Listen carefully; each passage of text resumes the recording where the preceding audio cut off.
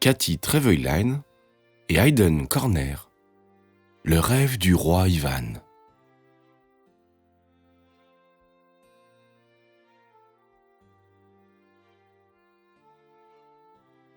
Le roi se tournait et se retournait dans son lit royal.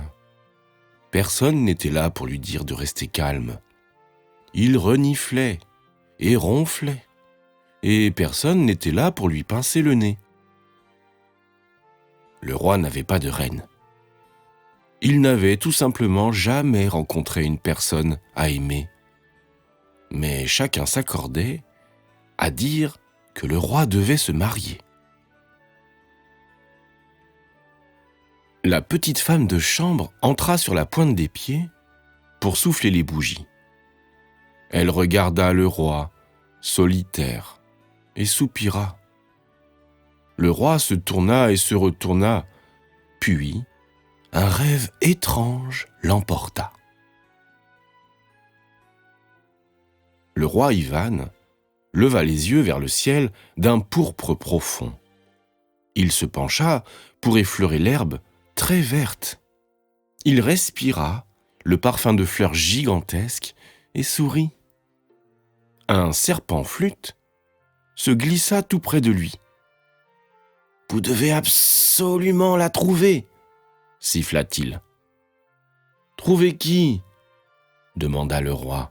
« La reine, bien sûr !» susurra le serpent-flûte. « Où est-elle ?» se lamenta le roi. Mais le serpent-flûte avait déjà disparu.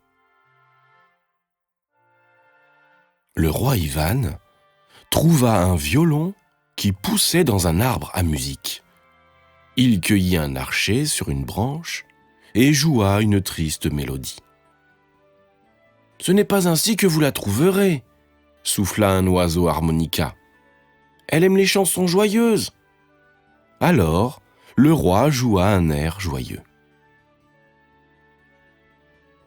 Le roi Ivan sauta et gambada en jouant son air joyeux. Il s'arrêta au sommet d'une très haute colline et regarda tout autour de lui. « Où es-tu » soupira-t-il. « Loin, très loin, au-delà de la forêt » répondit le vent loin, très loin. Le roi joua une chanson enjôleuse. La chanson s'envola, pleine de prières. Soudain, un oiseau lyre géant surgit du ciel pourpre, plongea vers le roi et l'emporta. Tandis qu'il survolait la forêt, le roi joua sa chanson et espéra de tout son cœur trouver sa reine. De l'autre côté de la forêt, un lac brillait sous le soleil. Le roi Ivan dit au revoir à l'oiseau lyre. Puis, couché sur le dos, il se laissa porter par l'eau et joua pour le ciel et les nuages. Lentement, lentement, il dériva, passant devant des arbres et des roses, des îles et des dauphins, jusqu'au milieu du lac. Le roi Ivan entendit les cloches sonner.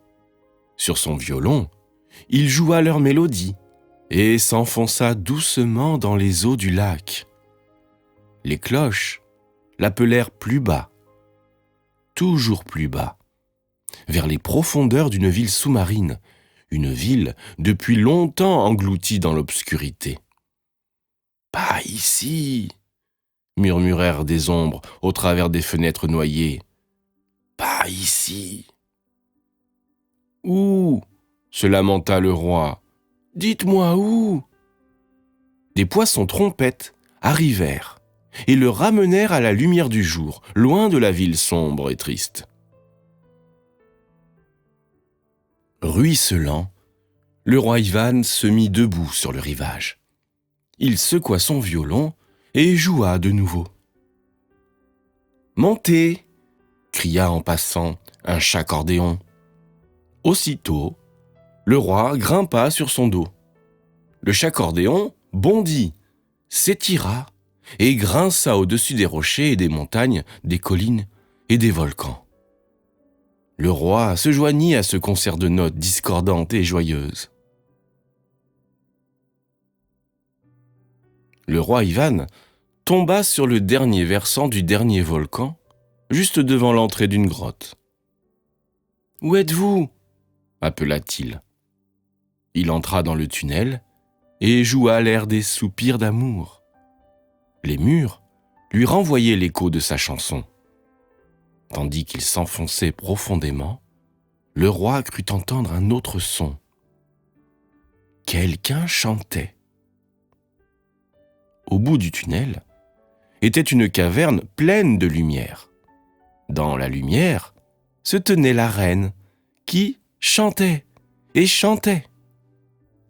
« Bonsoir, » dit le roi timidement.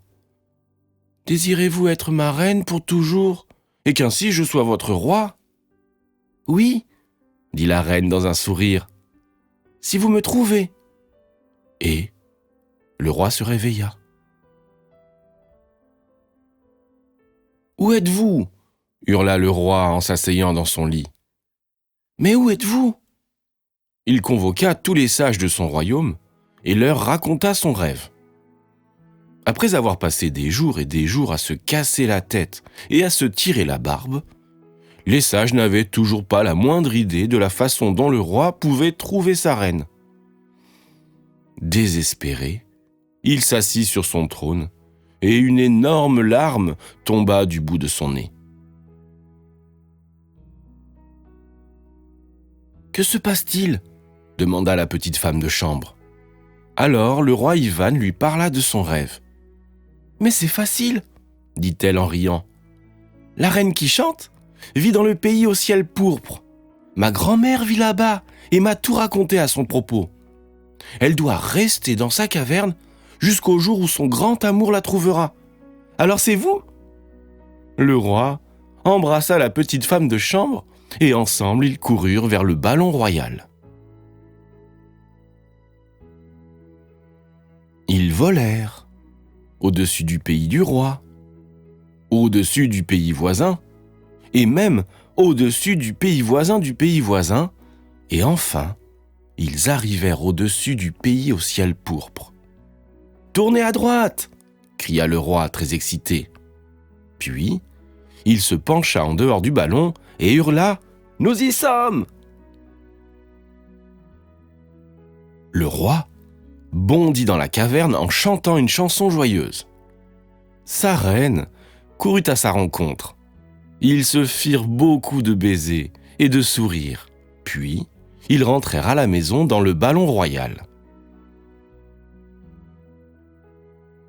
Le jour suivant, le roi Ivan et la reine qui chante se marièrent et adoptèrent la petite femme de chambre qui était très contente de devenir princesse.